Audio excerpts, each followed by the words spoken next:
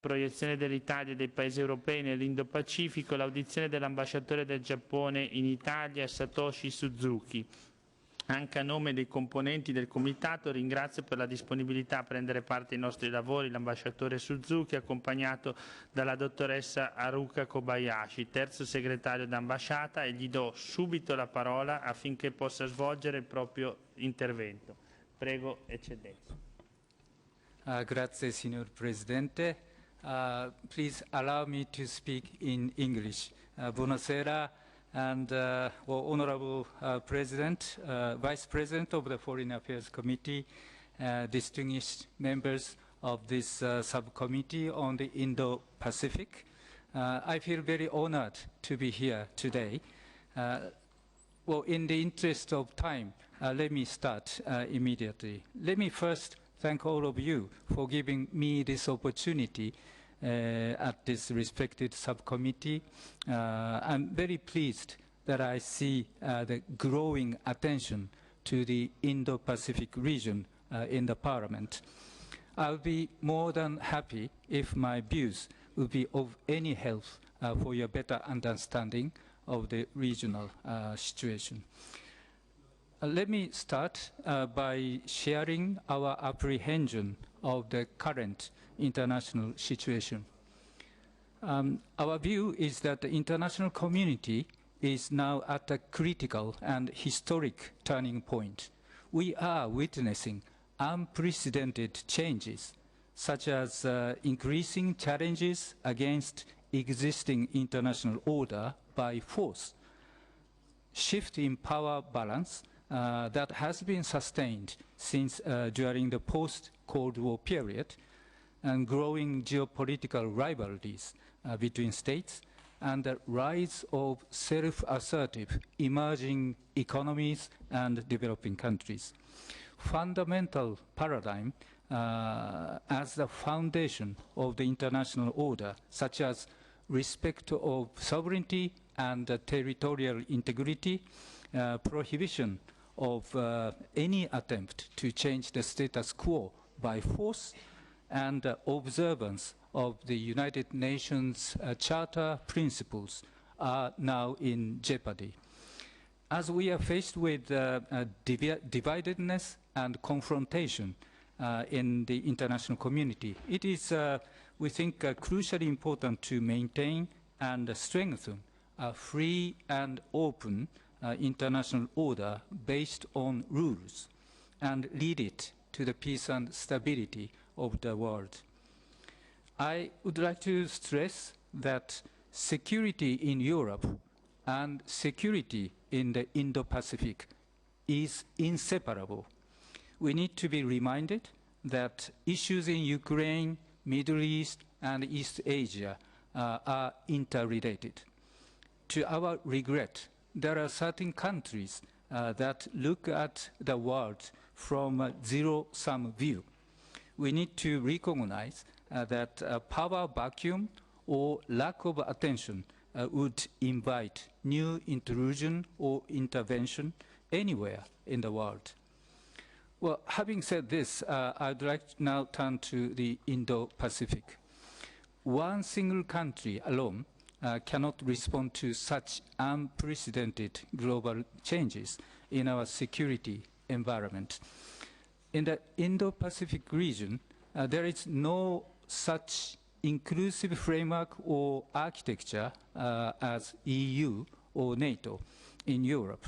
Therefore, it is necessary to address the challenges together with like-minded countries that share the common values.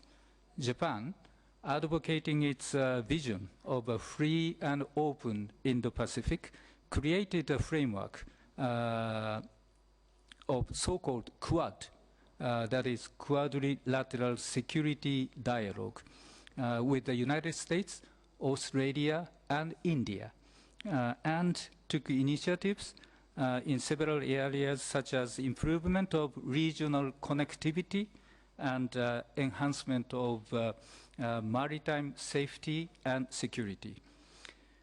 India, being a country with the world's largest population and consecutive economic growth shares fundamental values such as democracy, the rules of law, and market economy, and also shares common security interest with Japan. India is now emerging as a leader of so-called Global South and increasing its influence and presence in the world. Japan places importance on closely working with India to address various regional and global issues as strategic partners. In the Indo-Pacific region, there exist several security challenges, such as threats to unilaterally change the status quo by force or by military coercion, proliferation of weapons of mass destruction and its delivery means, infiltration of terrorism, and increasing natural disasters caused by global warming. Let me now talk about China as one example.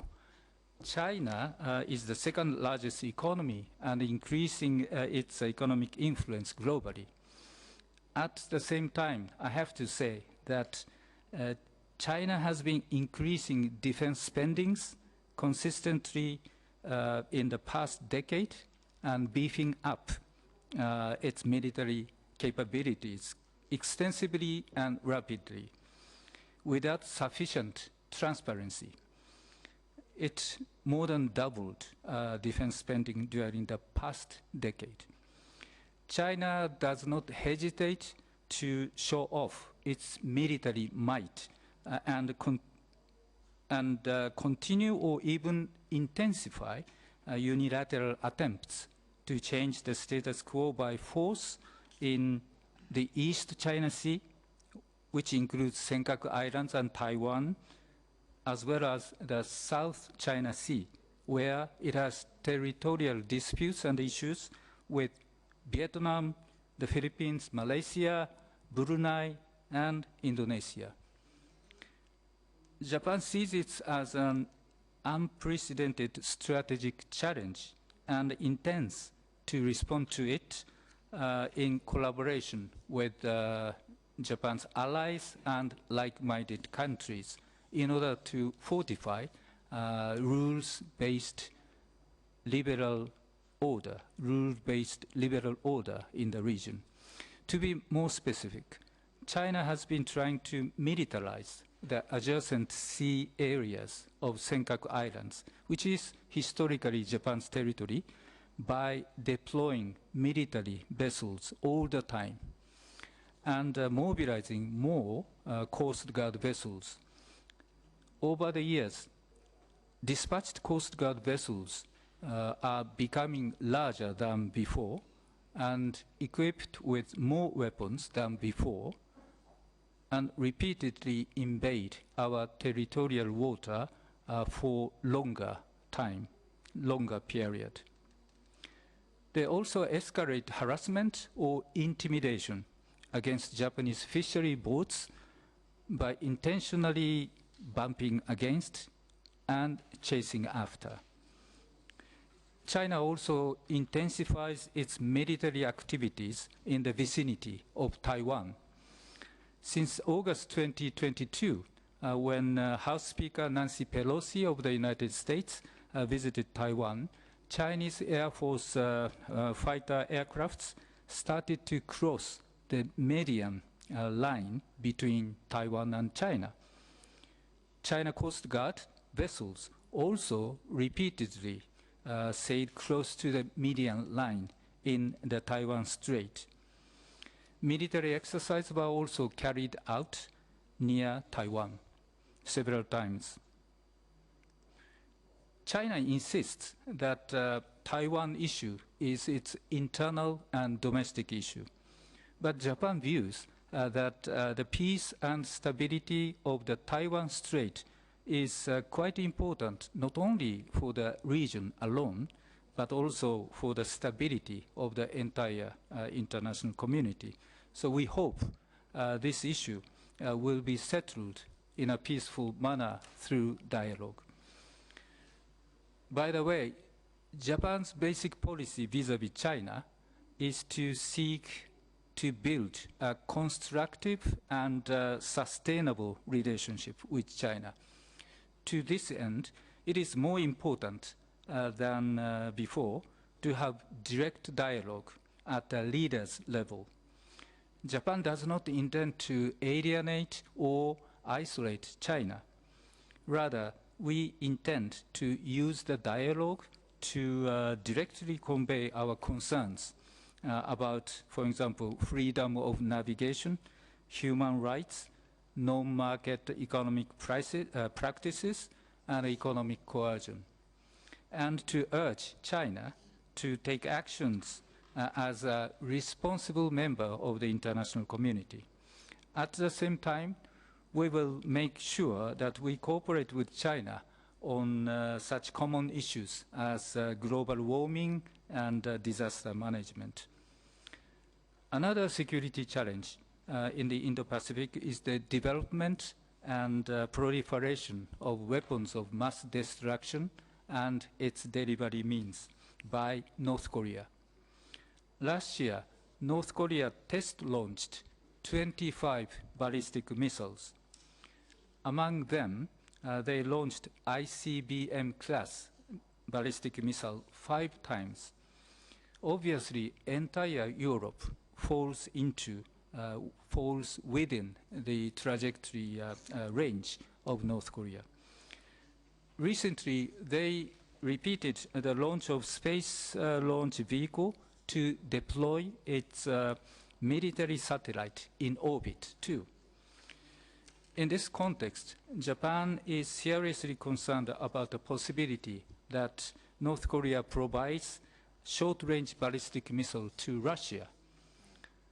It would constitute a clear violation of the United Nations Security Council resolutions. Moreover, if actually used by Russia against Ukraine, it would create a serious situation. I'm afraid it may be happening already. So North Korea also poses a serious, poses an invisible but serious threat to us in the cyber field. In 2022 alone, North Korean hacking groups stole about 1 billion euros, and the stolen amount of cryptocurrency doubled since 2018. Private companies such as online gaming companies or online casinos in South Korea, China, Vietnam, and the United States are among the targets of their cyber hacking activities. This money is considered to feed into nuclear and missile development in North Korea. Due to the time constraint today, I will not get into details, but Indo-Pacific region is also faced with another challenge of the infiltration of Islamic radicalism in such countries as the Philippines, Malaysia, Indonesia, Bangladesh, India, and Pakistan. Now, let me turn to Italy's commitment to the Indo-Pacific. The extended Mediterranean, which I think is the sphere of high interest for Italy, has the eastern part overlapping with the western end of the Indo-Pacific region, namely Red Sea, off the coast of Somalia, and Gulf of Aden, and the Arabic Sea. This is a key strategic space, I think, for Italy, and the nexus of the nexus between the extended Mediterranean and the Indo-Pacific region. The Ministry of Foreign Affairs and International Cooperation of Italy announced in February 2022 Italian contribution to the EU strategy for the Indo-Pacific region under the previous administration. Japan welcomes this rising interest of Italy to the Indo-Pacific region. In February this year, Prime Minister Meloni visited Tokyo, and at the leaders' meeting, she mentioned the need to increase the presence of G7 countries in the Indo-Pacific. Well, in this context, Japan welcomes the visit of Italian naval frigate Francesco Morosini and F-35 fighters of Italian Air Force to Japan last year. I understand the visits of aircraft carrier Kabul and sailing ship Amerigo Vespucci to Japan are planned this year. We welcome the commitment and the presence of Italy to and in the Indo-Pacific region. Before concluding, I'd like to briefly touch upon our ongoing cooperation, which is GCAP, Global Combat Air Program, which is proceeding as the most important defense project among Japan, Italy, and the United Kingdom. This project not only strengthens our defense capabilities, but also creates spin-off effects to our defense industries, as well as other civilian high-tech industries of the participating countries. This is expected to significantly raise the level of advanced technologies of Italy and Japan. Of course, there are many other promising new areas for Japan, Italy collaboration and investment, such sectors as semiconductor, outer space, new material, and pharmaceutical. This year, as Italy assumes the presidency of G7, we expect many high-level interactions between Japan and Italy, so we would like to make full use of these opportunities to further advance our bilateral cooperation. I wish all the success of G7 Apulia Summit, and I look forward to in-depth discussions about the Indo-Pacific at the summit meeting, as Prime Minister Meloni mentioned. Thank you very much for your kind attention. Grazie mille. Grazie mille davvero, Ambasciatore. Many thanks, Ambassador.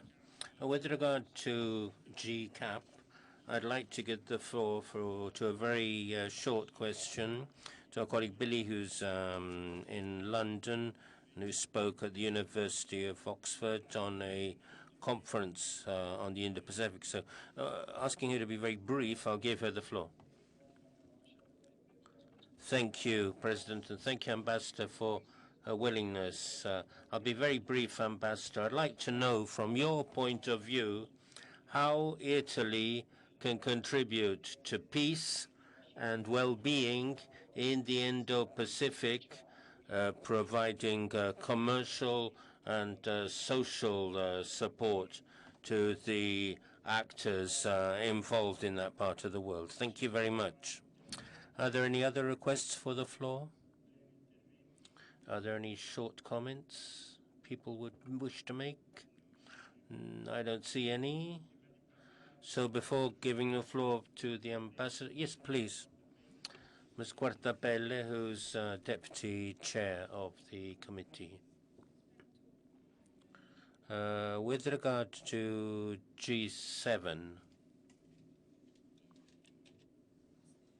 which priorities would Japan like to discuss in the G7 presidency meeting, considering what Ambassador Suzuki has just told us?